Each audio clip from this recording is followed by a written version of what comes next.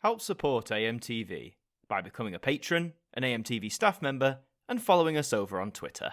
Hi there guys, it's Adam Martin here. And welcome back to another video, and today we're going to be talking about the BBC. We've got a lot to talk about with the BBC today. We'll be going over two articles that talk about the corporation. One of them talks about a change to the licence fee for next year in 2025, and the other basically explores, is the BBC really reaching all its audiences that it's meant to be?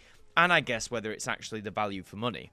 Now, I know this is a very contentious topic for a lot of us. Some are very for, some are very against the BBC in a lot of respects. Some of you might be in the middle. So we'll just go through this article and see what it has to say, shall we? This one comes from BBC News itself, saying that the TV licence fee is to rise by £5 to £174.50 in 2025. Thousands more households are also to be offered support to pay the licence fee. This was announced by the Department for Culture, Media and Sport. The fee pays for BBC shows and services, and the government also said ministers will review the BBC's charter to examine the corporation's funding. This has been something that's been debated by various governments over the last 5 years or so regarding the BBC's funding. It is funded by the licence fee. It has been since or not long after its inception, so around 100 years by now. But there's a lot of people saying that in the future it really needs to move to something like a subscription model, sort of like how we do, streaming services like Netflix and so on.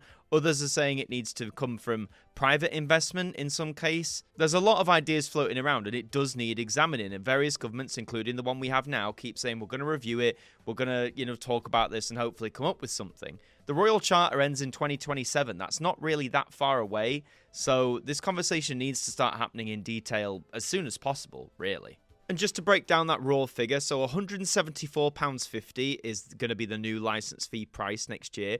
If you work that out on a 12-month basis, if you pay it monthly, it works out to about £14.54 a month.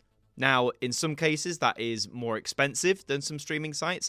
In other cases, that is about on par with some streaming sites. Some of them, it might be the price for their premium tier, where you don't have to suffer with ads and things like that. The BBC doesn't have ads anyway, so I guess that's in line with that. But of course, with the BBC, it's not just the television that you're paying for with the licence fee. It's also things like BBC Radio, the various online services that the BBC has as well. Essentially, I've always been of the belief you get far more bang for your buck inherently shilling out, what's going to be now £14.50 a month for the BBC, as opposed to £14.50 for Netflix or any of the other streaming sites. Carrying on with the article, the Culture Secretary, Lisa Nandy, said there would be an honest national conversation about the broadcaster's long-term future. The £5 increase will come into force in April and is significantly less than the £10.50 rise that was applied earlier this year. The government said it would expand the Simple Payment Plan, the SPP scheme, so 9,000 extra households facing financial difficulty can split the annual payment into more manageable fortnightly and monthly instalments. Now, creating more accessible routes for which people can pay anything is, of course, a good thing. Depending on your background, depending on your work situation, depending on your income, some people might be happy to pay this yearly fee once a year, but for some it might be easier to do it monthly or weekly or fortnightly, etc. So more options is inherently good. Great that more households are going to be getting this option as well. No mention yet about the over 75s for a time. Over 75s were given a free BBC licence fee. This was then subsequently axed by basically order of the Conservative government, telling the BBC that this needed to be scrapped. The cost of a TV licence is due to increase in line with inflation each year until 2027. This was following an agreement made in 2022. So yes, as the years go on until 2027, that licence fee price is going to go up and up. The government has returned to calculating the increase by using an annual inflation rate rather than a monthly one, which was used last year. Yes, and we did talk about that at the time. That drew a lot of raised eyebrows in a way, but it seems we're going back to the annual model as opposed to the monthly one. Meanwhile, the DCMS said it was scrapping a review of the BBC's funding model that was set up by the previous government and is disbanding the expert panel. Instead, the government will examine the issue of BBC funding as part of the charter review process before the BBC's current Royal Charter expires in 2027.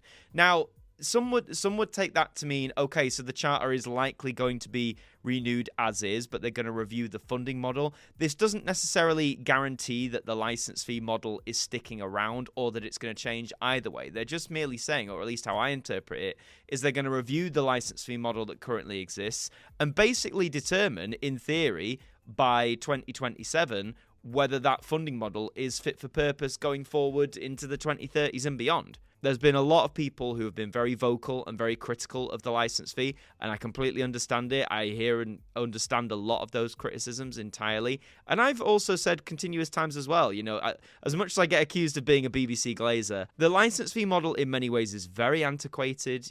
This has been something that's been around in principle for nearly a century now. There does need to be some change. I don't have the immediate magic answer to that, but I'm curious to see where it leads. Let's continue on now. The Charter itself sets out the terms and purposes of the BBC's existence and normally lasts for about a decade. The review will incorporate independent expert advice, stakeholder views, and public consultation to decide on how best to support the BBC's long-term future. This was from the statement, and Nandi, the culture sec, said, "The BBC provides much-needed programming for households across the country, including children's education, world-class entertainment, and trusted news for all people in all parts of the UK. I want to see it thrive for decades to come. Through the Charter Review, we will have an honest, national conversation about the broadcaster's long-term future, ensuring that the BBC has a sustainable public funding model that supports its vital work but is also fair and responsive to those who pay for it." So this is the Culture Secretary saying that she wants a sustainable public funding model. So all those who come out with about private investment and things like that, just from that statement, and it's not a confirmation, but it implies that Lisa Nandy and indeed the government don't want to go down that route. The BBC is a public service broadcaster. It's something we pay for to keep in operation.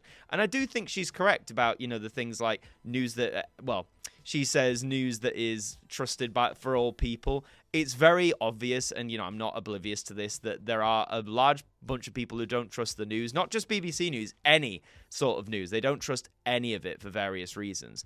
But as I've always said, for me personally, out of all of the news sites out there, if I was to put all my chips into one, if you told me you can only go with one news source, which one do you actually trust the most? Personally, from my own experience, I'd go with the BBC. In the short term, we're providing the BBC with funding certainty while supporting thousands more households facing financial hardships to spread the cost of a TV licence.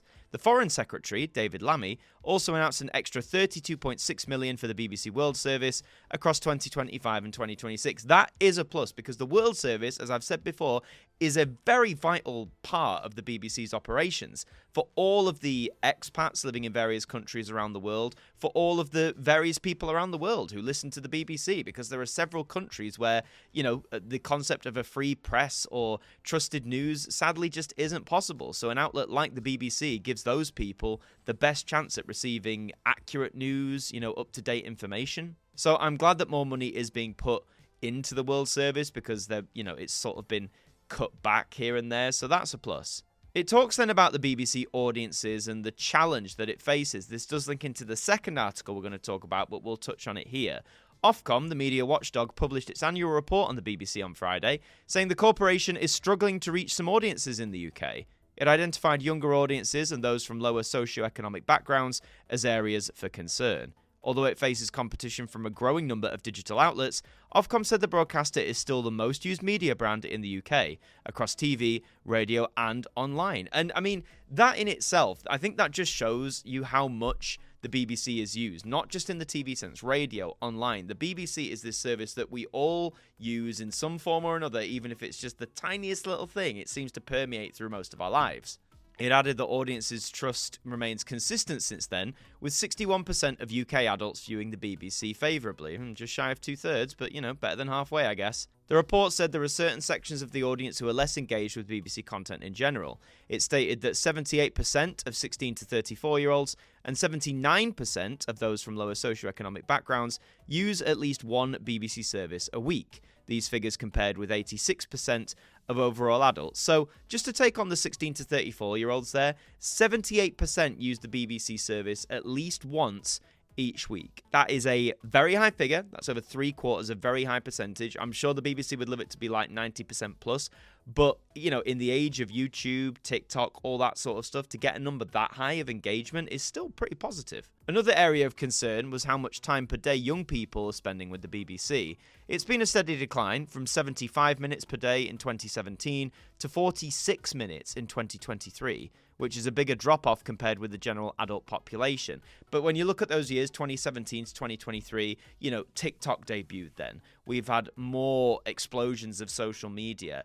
the traditional television landscape, outlets like CBBC, CITV, a lot of children's television was strangled. It was, shut down basically. So I'm not surprised that for the younger demographics or the 16 to 34-year-olds, or this is like the general adult population even, just the way habits have changed, the booming of streaming sites. I'm not surprised in that 6-year period that it's dropped so significantly. The report stated that the lack of engagement from younger audiences and those from lower socioeconomic backgrounds has been a long-standing issue for the BBC. It asked them to be more transparent about what impact its initiatives to attract these audiences are having. There are also areas where Ofcom has identified that the BBC is doing well, including delivering high-quality news and current affairs content that is trusted by the audience. The report highlighted recent national elections around the world and escalating international conflicts as being times where audiences have needed trusted news sources to turn to. And I'd absolutely concur with that. With wars going on around the world and with, elections, some elections around the world not being perhaps as democratic as they should be, having a trusted news source, or like the most trusted one out of the pack, is absolutely vital that people are getting the right sort of information. To build on that point then, this is from RXTV talking about the failing to reach all audiences from Ofcom report. And I think it's not just a question of failing to reach all audiences, because those audiences would probably then be asking, well, is the BBC worth this value for money? Is it going to be worth paying £174.50 a year if I, as a viewer, don't feel served by that in any way? This article elaborates a bit on the audience groups. It still mentions that younger audience of 16 to 34, minority, ethnic and disabled audiences, plus those in the working class, DE, socioeconomic groups, so semi-skilled, unskilled, manual occupations are less enthusiastic about the BBC. And in contrast, users most in favour of the BBC are above 55 years of age and come from the AB socioeconomic group, so higher and intermediate managerial and professional occupations. And I think the BBC has had that sort of reputation or view on it by those groups for decades now. How many times have you heard the BBC being described as, a very posh, very, Queen's English organisation? And you could argue, back in the day, that was probably very much the case. Everyone who came on TV sort of spoke in that clipped Queen's English. Hearing a regional accent was sort of a rarity on the BBC back then. And you can even argue a lot of the programming, not all of it, but a lot of the programming back then, definitely I'd argue catered to those in a more, those groups that earn more, that are in better positions. I do think there is more now for a broader spectrum, but clearly it's not enough according to this Ofcom report. And if it isn't enough, then more needs to be done, absolutely. Ofcom first told the BBC back in 2018 that it had to do something to appeal to marginalised audiences. In 2022, the BBC brought back BBC Three as a linear channel in response. Ofcom data continues to confirm users from lower socioeconomic groups continue to watch more linear TV than any other groups of viewer. That is interesting. So if they watch more TV, in theory then, particularly for that 16 to 34 demographic, bringing back BBC Three as a linear television channel makes a lot of sense and should have been good, right? Like, that would have been a success. In the few years that it's been back on regular TV, I haven't heard much buzz about BBC Three at all. Considering I fall into that age demographic of 16 to 34, I chat with my friends about what they watch and stuff, and whilst they may tune into the BBC every now and then, I genuinely don't think I've heard anyone talk about BBC Three or a programme they've watched on it in years, literal years. And I'm sure some programs do really well over there.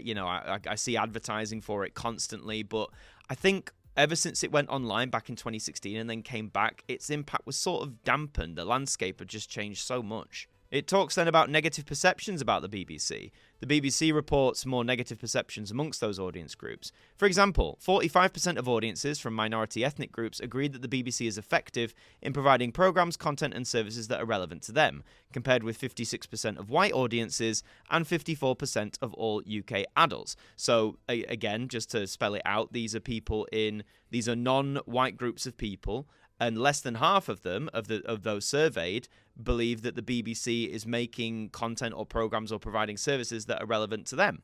And I think, with a corporation that has a remit of trying to serve everybody in the UK, I think that'd be an inherently difficult challenge for any company, corporation, not just the BBC. You're literally trying to cater not to one or two specific demographics. You're trying to reach everybody. And naturally, I think understandably, you're not always going to get top marks from all the different groups. For disabled audiences, even though they spend more time each day watching BBC TV content than non-disabled audiences, they are less likely to be positive about the BBC for reflecting the lives of people like me and includes people like me than those without a disability. So again, it's what about how people sort of see themselves on television, whether that they see that a lot or they don't see that a lot, or if what they do see of themselves on TV is a accurate, fair portrayal. The BBC says it is trying to win back younger audiences with the likes of Gossip Girl on the iPlayer and The Traitors on BBC One, and it points to shows including Sort Your Life Out and Gladiators, both BBC One, as appealing to working class viewers. I do know Gladiators at the start of this year had a very big impact. I think it topped the ratings charts in its first week. You know, a 30-year-old program reboot doing really well, did well with family audiences. 61% of audiences say they think favourably of the Beeb, a figure that has barely changed since Ofcom started tracking the metric, despite the BBC's efforts to build trust and emphasise its value for money, but it is continuing to be dogged by scandals affecting news and entertainment presenters. That is, sadly, very much the case. There's been a lot of high-profile incidents, accusations, court cases involving BBC staff. Hugh Edwards definitely being the most prolific one this year. I think that would have been an immense shock to a lot of us, and it definitely hasn't helped the corporation at all. More recently, the time I'm recording this, Greg Wallace, one of the MasterChef presenters, is facing his own set of allegations of inappropriate behaviour, not in the same league as Hugh Edwards, but still a behaviour that was not appropriate when working in television. So every time the BBC has one of these moments where a presenter or a member of staff is either accused or downright outed for inappropriate or bad things they've done, that does no favours to the corporation's standing with the public. It does no favour with the trust in the corporation in any sense. Even departments who might have nothing to do with it, people just take the brand as whole and then don't trust it. Some positivity though, it says Ofcom is happy with the Newsnight change. The programme was cut to 30 minutes and lost its dedicated reporting team. Ofcom's initial analysis of Newsnight's viewing figures after the changes showed that audiences increased. As a result, Ofcom said it recognised that the BBC was seeking to reformat and modernise formats while at the same time seeking efficiencies can result in positive outcomes for audiences. However, Ofcom's 12-week assessment period of viewing figures post-Newsnight's change included the run-up and period after the general election when interest in news was higher. So that's interesting. So you'd read that initially and think, okay, whilst a lot of people were unhappy at Newsnight being cut down to half an hour, audiences increased. But with the general election, something that can potentially affect all of us here in the UK, of course interest in news is going to be higher. More people want to tune in to watch debates, more people want to tune in to find out the latest goings on in the various campaigns, and then indeed the results, and then the post-results discussion. So you could argue, is that bump due to the election? I guess you'd have to track the figures and see. But this is an interesting one to close off on. It says non-BBC research paints a different picture. Surveys from the BBC paint more of a positive outlook, but Ofcom also noted that the year-on-year decline in viewing for the news channel was actually greater than the overall TV news decline. That's not good for BBC News at all. Previous news consumption, research by Ofcom, also confirmed both the BBC News channel and BBC News website had slid behind Sky News in the list of top 20 news sources. That is a big shock. I personally, everyone's got their own choice, of course. I personally don't trust Sky News as much as I would the BBC. I totally get that's a personal choice for everybody. But here's the table they provide, the top 20 news sources between 2019 and 2024. So you can see in 2019 for the news channel, where are we here? The news channel was at 23%. And Sky News was also there as well. Sky News overtook it in 2020, fell behind it in 2022, and fell further behind in 2023. But in 2024, their dip is now even more substantial. We've gone sub 20%, but Sky News is ahead by a percentile. It is interesting to note, though, YouTube has shot up massively. Look at that. 6%, 8%, 7% in those first 4 years. Then a big, big bump to 19%. Now, again, you could potentially argue a lot of news channels, BBC included, and Sky and all of them, they put highlights or, clips of news onto YouTube, which generates a lot of views and clicks and engagement. So when it says YouTube, I guess it means the platform is being used more to access news, but it'll be those individual channels. People will be watching BBC News clips on YouTube. They'll be watching Sky News clips on YouTube and so on. Above it is the iPlayer, interestingly, which didn't even feature on the metrics table for 2019, 2020, and 2022, had 24% and is still at 23%. Again, you can access BBC News on the iPlayer, which I'm assuming that's what that is. Facebook. Oh boy.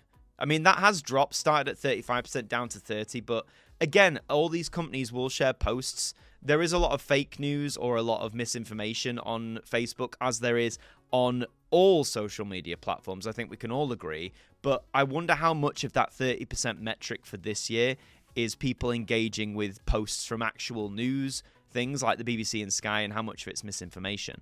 Then you've got ITV, which sits at 30%, down from 40% over 5 years.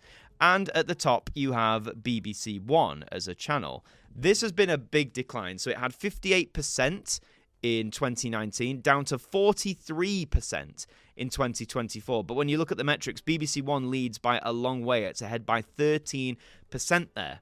You could again argue when people just want to switch on the news, or, you know, the news is on between programs, they want the 6 o'clock bulletin, they want the 10 o'clock bulletin, they'll tune into BBC One as opposed to the BBC News channel. So yes, whilst all those BBC ones are in decline, you know, the news channel, the news website, BBC One itself is in decline with, you know, as a news source, but it is still the top one in BBC One's case.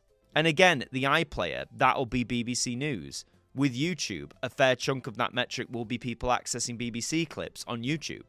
And just looking at the rest of them, you've got more social medias on the rise, like you've got Instagram is at 18%. If Instagram overtakes the news channel as like a more accessed news source, that would be terrifying. You've got X as well, not too far behind. WhatsApp's on there. Channel 4 lags behind at 14%. Google as a search engine lags behind them.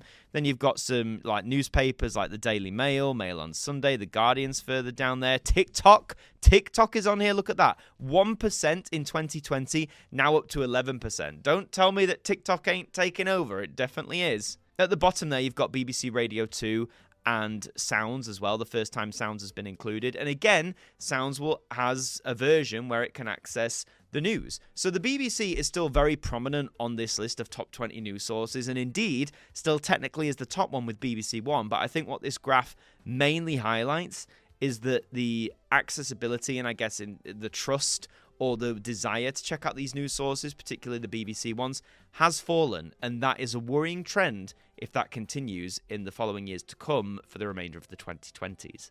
But I guess at the end of this, to round this all off, you know, with the license fee going up yet again and set to increase year on year in line with inflation, they're reviewing the funding model, but people will start to ask more, is the BBC actually worth funding? That has been a conversation for decades. I'm not saying this is new. I personally think, yes, it is, but I also acknowledge, you know, I am a white male. There are a lot of programs, a lot of services, a lot of content that is catered towards me from the BBC, intentionally or otherwise, a lot of content that I engage with.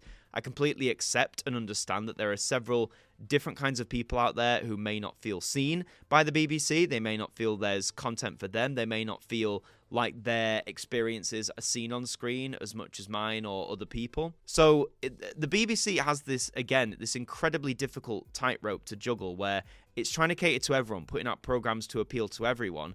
In the world of linear TV, traditional TV, you know, there's only 24 hours in the broadcast day. There's only so much you can put out at any one time. As it moves, though, to the more digital-based things, as traditional channels start closing down and more things get moved over to digital, that might change. When you have the freedom to just put out content whenever you want, there might be that freedom to push out more programs, more services, more content that will inherently cater for those groups that don't feel seen right now. The only downside is, to do all that costs more money. So to produce it, they'll need more money. With an increased license fee, they'll get some of that money. But again, let's assume that when the charter comes up, say it's renewed, say the license fee model continues, are people going to pay for it? That's the interesting thing. I just wanted to talk about these because these were two big bits of news about the Beeb, and I thought it'd be interesting to cover. I hope you found it interesting as well. If you enjoyed it, please do leave a like. It really helps us out. Let me know your thoughts down in the comments as well. What do you think about this news? Do you think the BBC is in trouble, for want of a better word, or do you think they'll be all right? They just need to really watch what they're doing, sort their act out. Let me know all your thoughts in the comments down below. Subscribe to the channel if you're brand new as well. We'd really love to have you aboard. In the meantime, I've been Adam Martin from AMTV. Thank you for joining me, and I'll see you next time. Thank you to our patrons for helping to support the show, and a special thank you to Macra, Derek Chambers, Shaun Knock, Daud Khan, Liam De-Maine, Ajmac 200017, Deck, Jen, Evan Hart 41, Traffi, Tim Ripley, Mr. Eurovision 1986, Marnanel Thurman, John Wakefield, Kieran Boulton, 40-something Manchild, Jerry Ralph, John MacLeod, Subz Khan, Saint Rocket 9, James Wallace, and Ben are AMTV staff members.